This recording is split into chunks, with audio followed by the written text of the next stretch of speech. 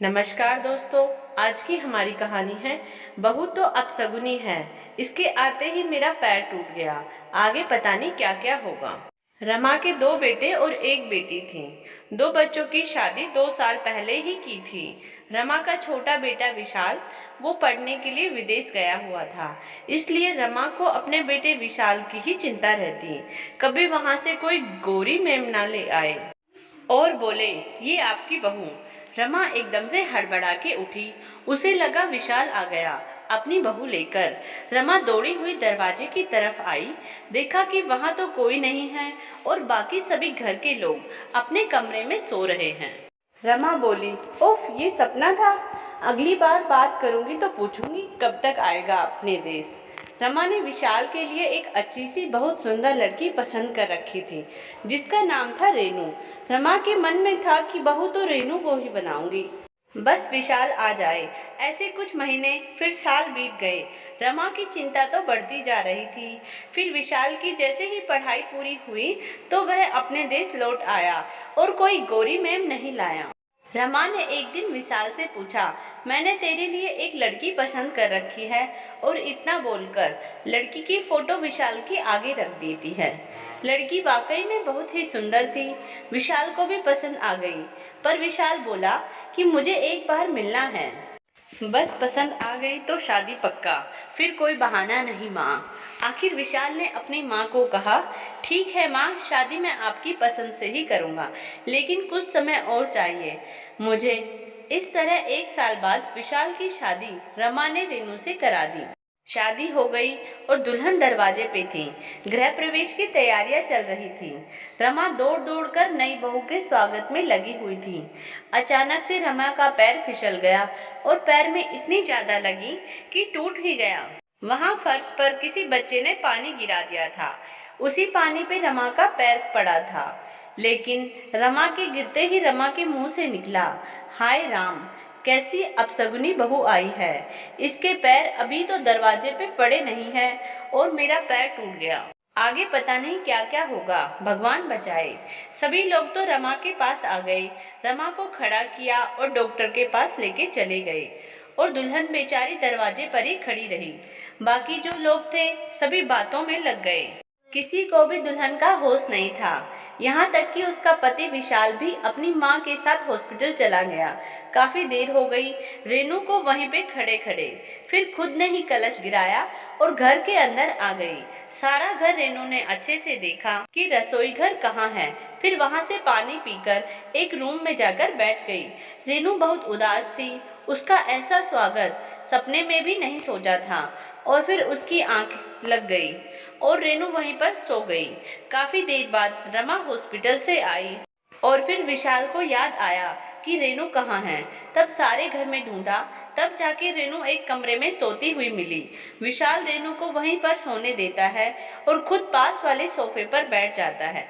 काफी देर बाद रेनू जगी, तब विशाल उसे अपने कमरे में लेके गया। खाना खिलाया रेनू को। अगले दिन रेनू अपनी सास रमा के पास गई और पैर छूने लगी तो रमा ने अपना पैर दूर कर लिया और बोली, एक तो तोड़ दिया, दूसरा और तोड़ेगी क्या। रेनू बेचारी उठकर रसोई में चली गई। वहां उसकी जेठानियों ने उसकी पहली रसोई की रस्म कराई और रेनू को नाश्ता कराया। रेनू के साथ जेठानी और ननद का स्वभाव तो बहुत अच्छा था। शाम को रेनू के घर वाले उसे पग फेरी की रस्म के लिए लेने आए। तब रेनू अपने मायके जाने लगी। तब उसकी सास रमा बोली कि जा तो रही है अपने मायके, पर आना नहीं। रेनू ने बात सुनी तो सही, पर किसी को कुछ नहीं बोला और ये बात किसी को नहीं बताई। अगले दिन विशाल रेनू को लेने जा रहा था। तब रमा ने कहा, अभी रहने दे, बाद में ले आना। विशाल ने कहा, मम्मी ये तो रस्म है, लानी तो पड़ेगी, कुछ दिन बाद रह आएगी घर। और इतना बोलकर विशाल तो रेनू को लेने चला जाता है। पर रमा इस बात से खुश नहीं थी। उसको तो वहम हो गया था कि उसी के आने की वजह से मेरा पैर टूटा है और अब फिर आएगी तब पता नहीं क्या होगा। रमा की बेटी और बड़ी बहू ने बहुत समझाया कि उसकी वजह से कैसे पैर टूट सकता है। वो तो बेचारी बाहर ही खड़ी थी, किसी बच्चे ने पानी डाल दिया। तभी तो पैर फिसला है। पर नहीं, रमा को तो एक बात समझ नहीं आई। जिस रेनू को अपनी पसंद की लड़की कहकर अपनी बहू बनाकर लाई थी, आज वो इतनी बुरी लग रही थी। रेनू अपने ससुराल आ गई। घर के कामों में अपनी जेठानी की मदद भी करती, पर रमा को खाना या पानी देने भी जाती तो रमा बोलती, क्या जहर मिलाकर लाई है इसमें? अंदर मुझे मारने का इरादा है क्या तेरा? ऐसे ही काफी दिन बीत गए। दिन पे दिन रमा का व्यवहार रेनू के साथ बुरा ही होता जा रहा था। बेचारी रेनू कब तक सहन करे। रेनू ने सारी बातें अपने पति विशाल को बताई तो विशाल बोला कि मेरी माँ को पसंद हो तुम, ऐसे मेरी माँ तुम्हें कभी नहीं बोल सकती, तुम झूठ बोल रही हो। एक दिन रमा रेनू पर तेज तेज चिल्लाने लग रही थी और रेनू के पिता का रेनू से मिलने घर आना हुआ। उन्होंने सारी बातें सुनी रमा की और बाहर से ही बिना रेनू से मिले वहां से चले गए अपने घर। फिर रेनू से फोन कर पूछा, कैसी हो तुम? रेनू रोने लगी। इतने में ही रेनू की सास रमा वहां आ गई और फोन छीनकर काट दिया। बोली कि खबरदार जो ये बातें अपने पिता या मेरे बेटे विशाल को बताई तो अच्छा नहीं होगा। ये तेरा मायका नहीं, मेरा घर है, और आगे से कभी भी अपने घर बात करेगी तो फोन कॉल को रिकॉर्डिंग पे रखेगी। रेनू आगे से कोई भी बात करती अपने घर तो कॉल रिकॉर्डिंग करती। उसके पिता को सब पता ही था, उसने ये बात किसी को नहीं बताई। पर एक दिन रेनू के पिता ने रेनू से बात की और कॉल काटी ही थी कि इतने में रेनू की माँ आ गई और पूछा, कैसी है अपनी रेनू, ठीक तो है ना? बस इतने में ही रेनू के पिता की आंखें भर आई और सारी बात बताई। रेनू की माँ ने कहा, हमारी बेटी दुखी है और आप आज बता रहे हो?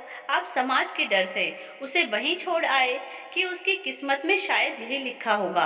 उसकी जिंदगी अभी खराब नहीं हुई है, उसकी शादी ही तो फेल हुई है। आप रेनू को वहां से ले आओ, उन लोगों की तो अपने आप अकल आ जाएगी। आप देखना, उसका पति इतना पढ़ा लिखा है तभी उसका साथ नहीं दे रहा। और अगले ही दिन रेनू के पिता रेनू को लेने उसके ससुराल चले जाते हैं। बाकी की कहानी हमारे अगले पार्ट में। अगर यह कहानी आपको अच्छी लगे तो प्लीज हमारे चैनल को सब्सक्राइब करें।